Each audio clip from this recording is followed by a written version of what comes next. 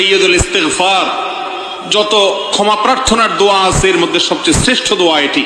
নবী করিম সাল্লাল্লাহু আলাইহি সাল্লাম এই দোয়া শিক্ষা দিয়েছেন আমাদেরকে।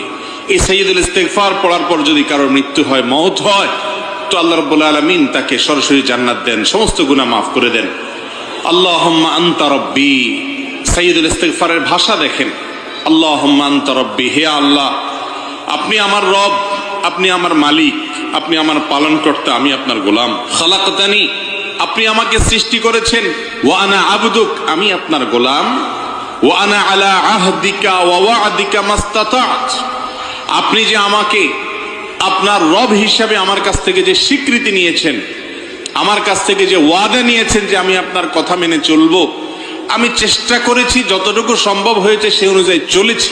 আবু উলাকা বিনিআমাতিকা আলাইয়া, আপনি আমাকে অগণিত নেয়ামত দিয়ে রেখেছেন, কত নেয়ামতের মধ্যে আমি